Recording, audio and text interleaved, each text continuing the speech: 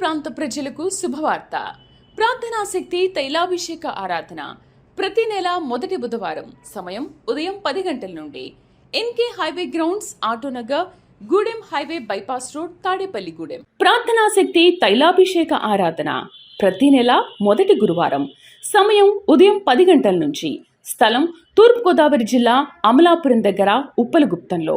ప్రార్థనాశక్తి తైలాభిషేక ఆరాధన ప్రతి నెల మొదటి శుక్రవారం. స్థలం అడబాల గార్డెన్స్, ఎల్ఎన్టీ బిల్డింగ్స్ పక్కన, పెంకులపాడు రోడ్డు, పాలకొల్లు. ప్రార్థనాశక్తి తైలాభిషేక ఆరాధన ప్రతి నెల మొదటి శనివారం. మొదటి ఆరాధన 7 గంటల నుండి 10 గంటల వరకు. రెండవ ఆరాధన 10 గంటల నుండి 1 గంట వరకు. స్థలం మేరీస్టెల్లా auditorium, పంటకాలువ road, NTR circle, Vijayawada. ప్రార్థనాశక్తి తైలాభిషేక ఆదివారపు ఆరాధన సమయం ఉదయం 8:30 గంటల నుండి. స్థలం వైస్రాయ్ గార్డెన్స్, జుబ్లీ బస్టాండ్ ఎదురుగా, సికింద్రాబాద్.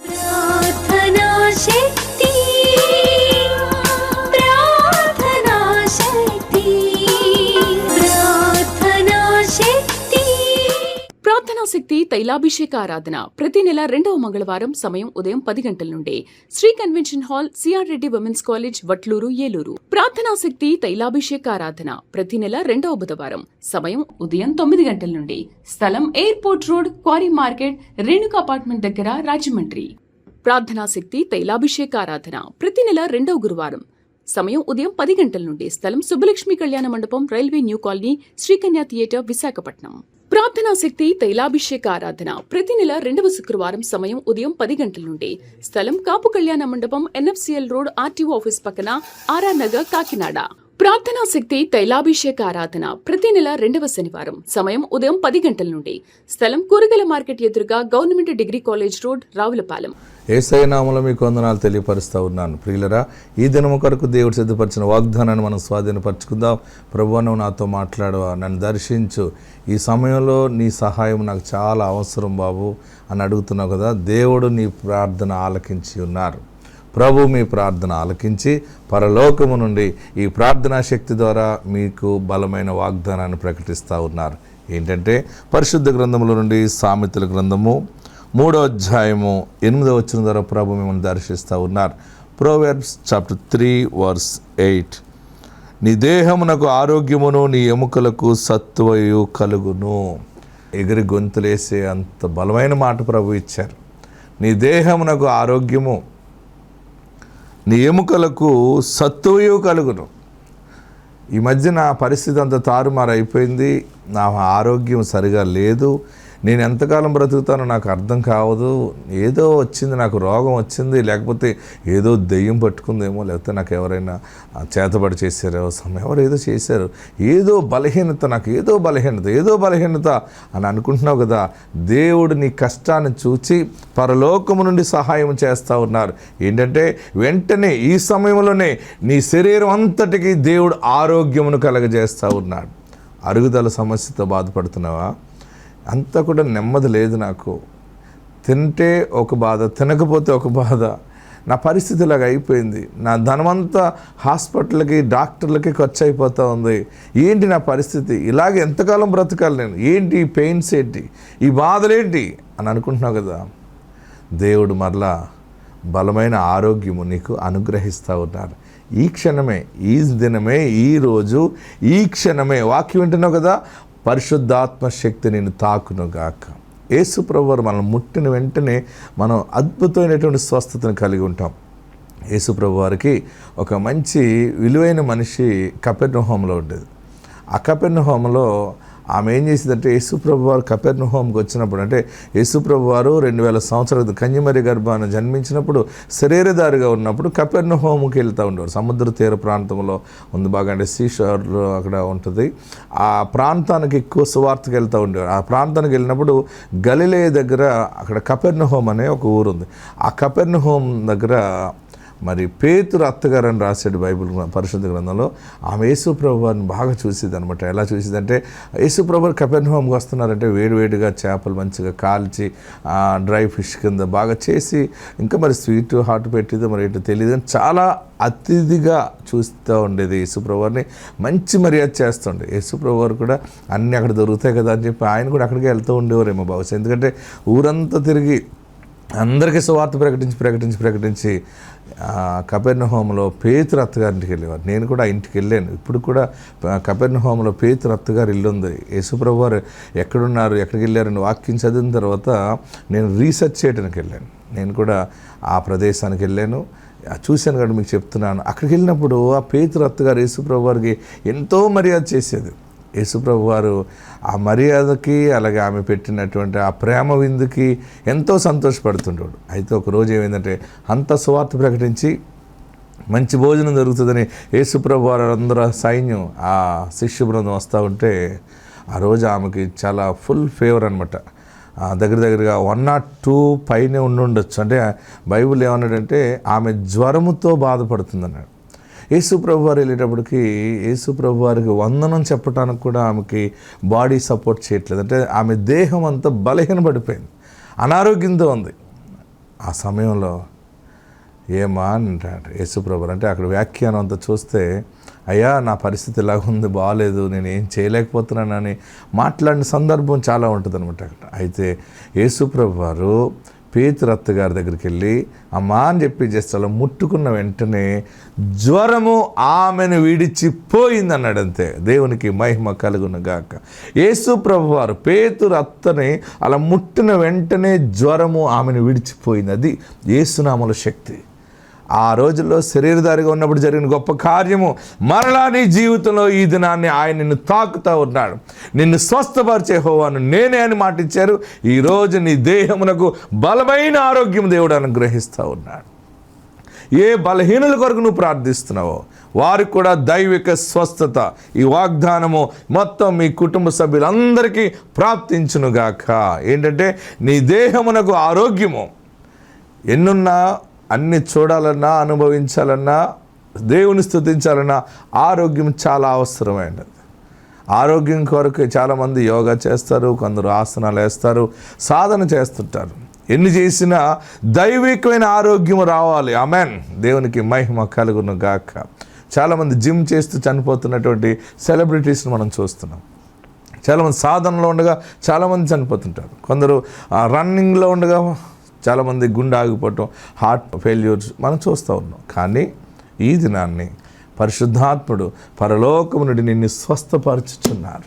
భయపడకు, ఏడుస్తున్నావు, నేను ఎవరి చేత చేయించుకోకూడదు అనుకున్నాను, నాకు ఈరోజు ఈ పరిస్థితి వచ్చింది అని చాలా గిల్టీ ఫీల్ అవుతూ ఏడుస్తున్నావు కదా. లేదు, దేవుడు నిన్ను లేవనెత్తుతున్నాడు. దేవుడు నీకు ఆరోగ్యం ఇచ్చుచున్నారు. నువ్వు బలమైన సాక్షిగా ఉండబోతున్నావు. ఎముకలు కూడా నాకు దడొచ్చేస్తూ ఉంది, దడొస్తుందని అనుకుంటున్నావు కదా. నీ ఎముకలకు సత్తువ, దేవుని శక్తి నీ ఎముకలను బలపరుస్తుంది. మళ్ళా యవన బలము మళ్ళా దేవుడు తిరిగి నీకు ఇవ్వబోతా ఉన్నాడు. పూర్వపు బలము, ఎగిరి గొంతులేసేటువంటి బలము, నాట్యం చేసేటువంటి బలము, పాడేటువంటి బలము, స్తుతించేటువంటి బలము, అన్ని బలాల కంటే పరిశుద్ధాత్మ శక్తి గొప్పది. అది నీ మీదకి వచ్చినప్పుడు మరలా నీవు నూతనముగా చిగురు పడతావు. ఈ దినాన్ని దేవుడిచ్చి గొప్ప వాగ్దానం ఏంటంటే, నీ దేహమునకు ఆరోగ్యమును, నీ ఎముకలకు సత్తువయు కలుగును.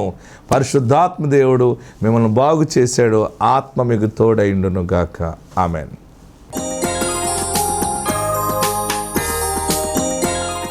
పరిశుద్ధాత్మ దేవుడు మిమ్మల్ని నడిపించును గాక. దేవాది దేవుని సన్నిధానంలో గతించినటువంటి దినముల నుండి, తైలాభిషేక ప్రార్థన నుండి ఈ తైలాభిషేక ప్రార్థన వరకు దేవుడు మనలను ఆయన రెక్కల చాటుని భద్రపరిచి ఉన్నాడు. నేను మీ అందరి కొరకు ప్రత్యేకంగా ప్రార్థిస్తున్నాను. దేవుడు మీ పట్ల నూతన కార్యములు జరిగించనై ఉన్నాడు. ఈ నెల చాలా ప్రత్యేకమైన నెలగా ఉంది. ఈ నెలలో చాలామంది శుభకార్యాలు చూడబోతూ ఉన్నారు. ఈ నెలలో చాలా రకాల విడుదల చూడబోతూ ఉన్నారు. ఎందుకంటే ఈ సంవత్సరం దేవుడు మనకిచ్చిన వాగ్దానం అలాంటిది. ఒక్కొక్క నెలలో ఒక్కొక్క సమయంలో దేవుడు బలమైనటువంటి ద్వారాలు తెరవటం మనం చూడబోతూ ఉన్నాం. హల్లెలూయా. గట్టిగా హల్లెలూయా చెప్పండి. ఈ తైలాభిషేక ప్రార్థన ద్వారా ఎందరో మరి క్రీస్తుని అంగీకరించడం జరుగుతూ ఉంది. తైలాభిషేక ప్రార్థన ద్వారా అనేక మంది విశ్వాసము బలపరచబడుతూ ఉంది. మన విశ్వాసము బలముగా ఉన్నప్పుడే దేవుని కార్యాన్ని మనం బలముగా చూడగలం. ఆమేన్. ఎందుకంటే యేసుప్రభువు వారు చెప్పారు, నమ్ముట నీ వలనైతే నమ్మువానికి. నమ్మగలిగినటువంటి స్థితి మనకు రావాలంటే, యథార్థంగా నిజముగా నమ్మాలంటే, నమ్మకం రావాలంటే పరిపూర్ణమైన నమ్మకం, విశ్వాసం, దానికి సరైన ఆధారాలు కూడా మనకు ఉండాలి. క్రీస్తునందు విశ్వాసం ఉంచిన మనము నమ్ముతాం అని అనుకుంటున్నాం దేవుడు చేస్తాడని. ఆ నమ్మకం నీకు పరిపూర్ణంగా ఉన్నదా? ఎంతమందికి పరిపూర్ణంగా ఉన్నదో చేయి పైకెత్తండి. ఓకే. దేవుని కార్యాలు ఈరోజు మీరు చూస్తున్నారు, సాక్ష్యాలు వింటున్నారు. అది మీ దాకా వచ్చేసరికి జరుగుతుందా, పుడతారా, వస్తుందా, కడతానా, చేస్తానా, ఒక భయము, మీలో ఉన్న భయము యేసు నామములో పోవునుగాక. హల్లెలూయా, హల్లెలూయా. గట్టిగా హల్లెలూయా చెప్పండి, ఇంకా గట్టిగా హల్లెలూయా చెప్పండి. నీ యేసు, నా యేసు నమ్మదగినవాడు, మన యేసు నమ్మదగినవాడు. ఈ నెల మీరు రాసి పెట్టుకోండి, ఒక బలమైన కార్యము దేవుడు జరిగించనై ఉన్నాడు. ఈ తైలాభిషేకం నుండి మళ్ళీ తైలాభిషేకం లోపల బలమైన కార్యాలు మీ కళ్ళతో చూస్తారు, మీరే అనుభవిస్తారు. ఆత్మ మీకు తోడై ఉండును గాక. అద్భుతమైనటువంటి కార్యములు ప్రార్థన చేసిన రీతిగా దేవుడు మన ప్రార్థనలన్నీ ఆలకించి గౌరవించి 7,600 మందికి పైగా దేవుడు పిల్లలు లేని వారికి పిల్లల్ని అనుగ్రహించి ఉన్నాడు. గట్టిగా చప్పట్లు కొట్టి మనం ప్రభువుని స్తుతిద్దాం.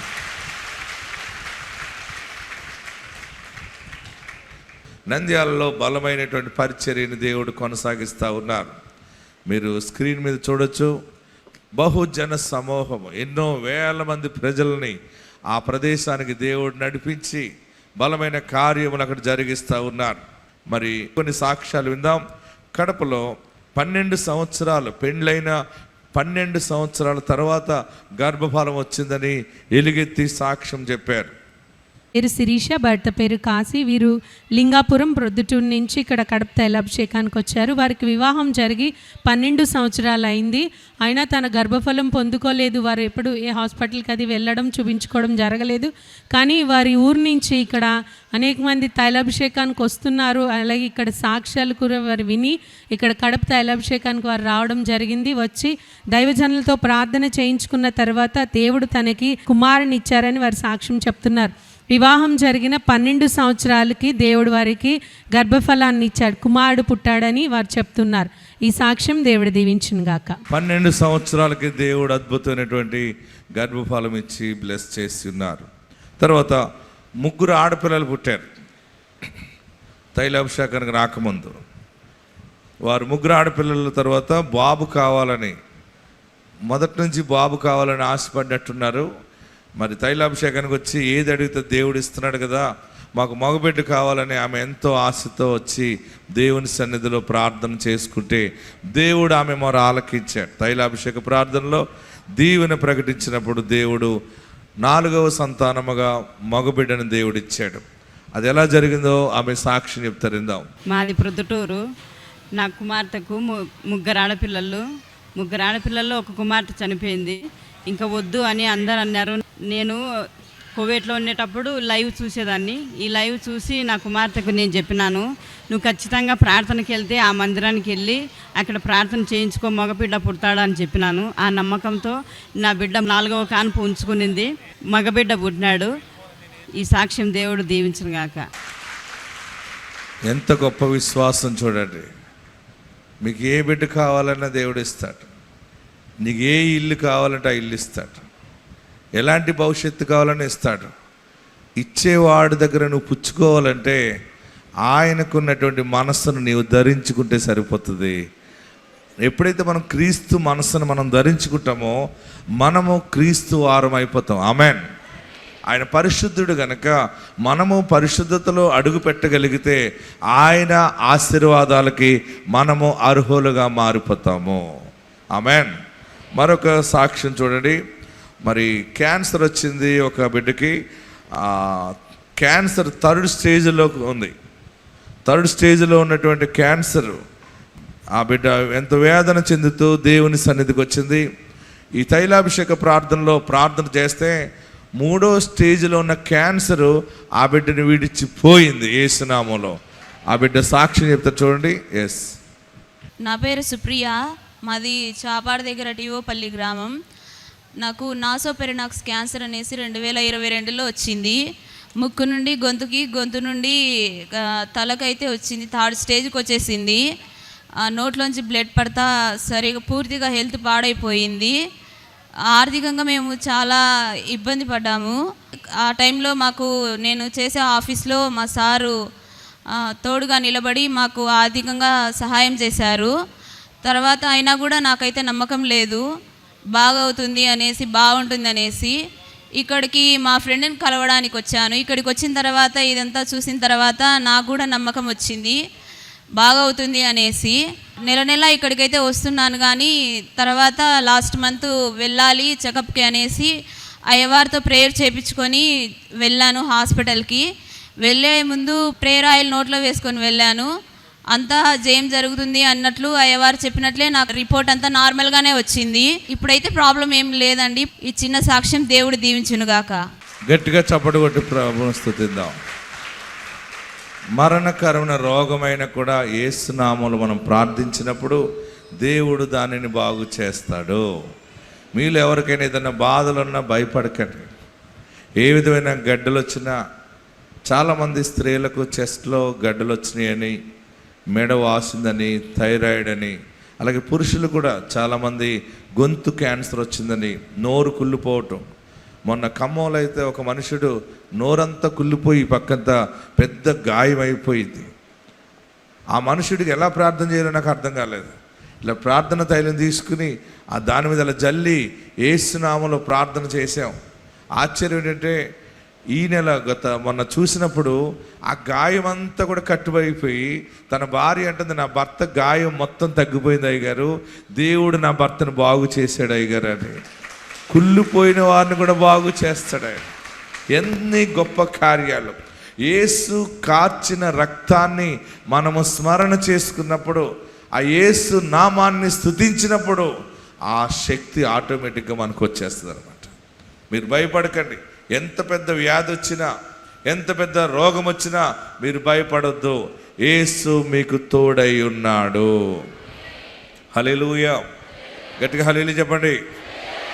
మరొక సాక్ష్యం చూద్దాం. నంద్యాలలో 14 సంవత్సరాల తర్వాత దేవుడు గర్భఫలం ఇచ్చాడు.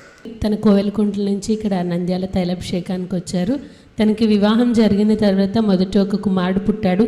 తర్వాత మళ్ళీ గర్భఫలం పొందుకోలేదు.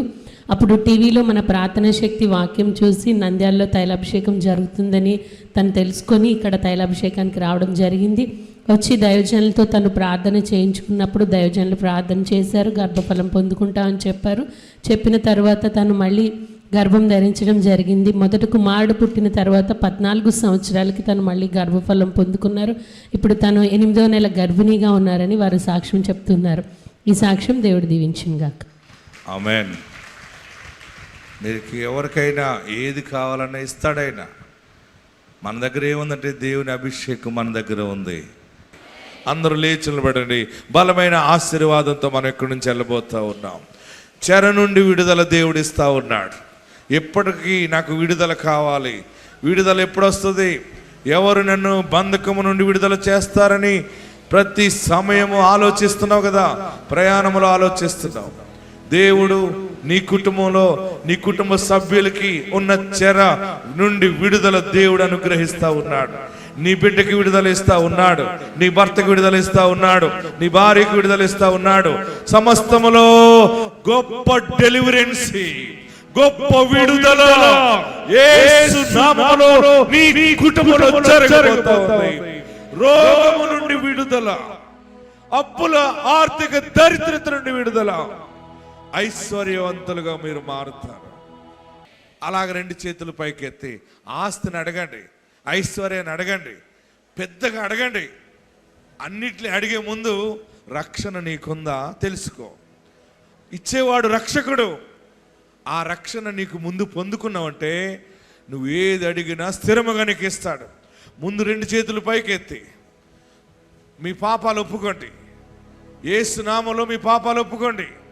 అయ్యా యేసయ్యా, నీ ఎదుట నేను చేసిన పాపం క్షమించు, నన్ను పరిశుద్ధపరచు, నా ఇంటి మీద ఉన్న పాపాన్ని క్షమించు, దోషాన్ని క్షమించు, నాకు రక్షకుడిగా ఉండాలి, నన్ను పరిశుద్ధపరచని అడుగు. గట్టిగా ప్రార్థన చేయండి. యేసు నామములో మీ పాపములు ఒప్పుకోండి. యేసుని రక్షకుడిగా అంగీకరించండి. యేసు యేసుని 7 మార్లు గట్టిగా పిలవండి. 1 2 3 4 5 6 7. అడగండి, నా పాపాలు క్షమించేసయ్యా, నన్ను పరిశుద్ధపరిచేసయ్యా, నన్ను దీవించేసయ్యా. దేవుడు నీ పాపాలను క్షమిస్తా ఉన్నాడు. యేసు నీ పాపాలు క్షమిస్తా ఉన్నాడు. పరిశుద్ధాత్ముడు ఈ దినమే నీ కుటుంబానికి రక్షణ కలగజేస్తున్నాడు. ఈ దినమే గొప్ప వెలుగు నీ ఇంటి మీదకి అనుగ్రహిస్తా ఉన్నాడు. నిన్ను ఆస్తికర్తగా చేస్తాడు. 2 చేతులు తలపైన పెట్టుకోండి. అందరు 2 చేతులు తలపైన పెట్టుకోండి. నన్ను 2 అంతలుగా దీవించవా. అడిగేటప్పుడు సరైన రీతిలో అడగటం నేర్చుకో. నువ్వు స్థిరమైన భూమిని అడుగు, స్థిరమైన వ్యాపారాన్ని అడుగు, జ్ఞానమైన భార్యను అడుగు, జ్ఞానమైన భర్తను అడుగు, ఆరోగ్యమైన బిడ్డనిమ్మని అడుగు. బుద్ధి జ్ఞానము సర్వ సంపదలు ఆయన ఎందుకు గుప్తమై ఉన్నవి. నువ్వు ఆయన బిడ్డగా ఉండాడు. నువ్వు యేసు బిడ్డగా ఉన్నావా? యేసుని రక్షకుడిగా అంగీకరించేవా? యేసు నామములో పాపములన్నీ కడిగివేయబడతాయి. నన్ను ఆశీర్వదించు, నన్ను దీవించు. అడగండి, యేసయ్యా నన్ను ఆశీర్వదించు, యేసయ్యా నన్ను దీవించు, నాకు విడుదల దయచేయి. హల్లెలూయా. గట్టిగా ప్రార్థన చేయండి, గట్టిగా ప్రార్థన చేయండి. దేవుడు మీకు పక్షముగా ఉన్నాడు. మీ తోటలను, మీ పొలములను మీరు అనుభవించేలాగా ఆశీర్వదిస్తాడు. మీ పంట వడ్డీలు పాలు కాకుండా, మీ పంట ఎవడో నాశనంగా పట్టుపోకుండా, మీ పండిన పంట పురుగులు తినకుండా దేవుడు ఆ కష్టార్జితాన్ని 30దంతులుగా 60దంతులుగా 100 ఫలింపు చేసి నిన్ను తలగా ఆశీర్వదించబోతా ఉన్నాడు. ప్రార్థన చేద్దాం. అందరూ ప్రార్థనలో ఉండండి. హల్లెలూయా. అడగండి, మీకేం కావాలో అడగండి. యేసు నామములో అడగండి. హల్లెలూయా, హల్లెలూయా. ఏది కావాలని వచ్చేవో అడుగు, యేసు నామములో అడుగు. హల్లెలూయా. తాడేపల్లిగూడెం పరిసర ప్రాంత ప్రజలకు శుభవార్త. ప్రార్థనాశక్తి తైలాభిషేక ఆరాధన ప్రతి నెల మొదటి బుధవారం. సమయం ఉదయం 10 గంటల నుండి. NK highway grounds, Autonagar, Gudem highway bypass road, Tadepalligudem. ప్రార్థనాశక్తి తైలాభిషేక ఆరాధన ప్రతి నెల మొదటి గురువారం. సమయం ఉదయం 10 గంటల నుంచి. స్థలం తూర్పుగోదావరి జిల్లా అమలాపురం దగ్గర ఉప్పలగుప్తంలో. ప్రార్థనాశక్తి తైలాభిషేక ఆరాధన ప్రతి నెల మొదటి శుక్రవారం. స్థలం అడబాల గార్డెన్స్, ఎల్ఎన్టీ బిల్డింగ్స్ పక్కన, పెంకులపాడు రోడ్డు, పాలకొల్లు. ప్రార్థనాశక్తి తైలాభిషేక ఆరాధన ప్రతి నెల మొదటి శనివారం. మొదటి ఆరాధన 7 గంటల నుండి 10 గంటల వరకు. రెండవ ఆరాధన 10 గంటల నుండి 1 గంట వరకు. స్థలం మేరీస్టెల్లా auditorium, పంటకాలువ road, NTR circle, Vijayawada. ప్రార్థనాశక్తి తైలాభిషేక ఆదివారపు ఆరాధన సమయం ఉదయం 8:30 గంటల నుండి. స్థలం వైస్రాయ్ గార్డెన్స్, జుబ్లీ బస్టాండ్ ఎదురుగా, Secunderabad.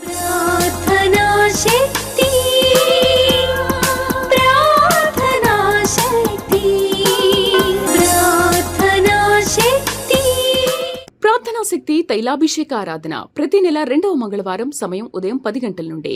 Shri convention hall, CR Reddy women's college, Vatluru, Eluru. ప్రార్థనాశక్తి తైలాభిషేక ఆరాధన ప్రతి నెల 2వ బుధవారం. సమయం ఉదయం 9 గంటల నుండి. స్థలం airport road, quarry market, Renuka apartment దగ్గర, రాజమండ్రి. ప్రార్థనాశక్తి తైలాభిషేక ఆరాధన ప్రతి నెల 2వ గురువారం. సమయం ఉదయం 10 గంటల నుండి. స్థలం సుబ్బలక్ష్మి కళ్యాణ మండపం, railway new colony, Srikanya theatre, Visakhapatnam. ప్రార్థనా శక్తి తైలాభిషేక ఆరాధన ప్రతి నెల 2వ శుక్రవారం సమయం ఉదయం 10 గంటల నుండి. స్థలం కాపు కళ్యాణ మండపం, NFCL రోడ్, RTO ఆఫీస్ పక్కన, RR నగర్, కాకినాడ. ప్రార్థనా శక్తి తైలాభిషేక ఆరాధన ప్రతి నెల 2వ శనివారం సమయం ఉదయం 10 గంటల నుండి. స్థలం కూరగాయల మార్కెట్ ఎదురుగా, government degree college road, Ravulapalem.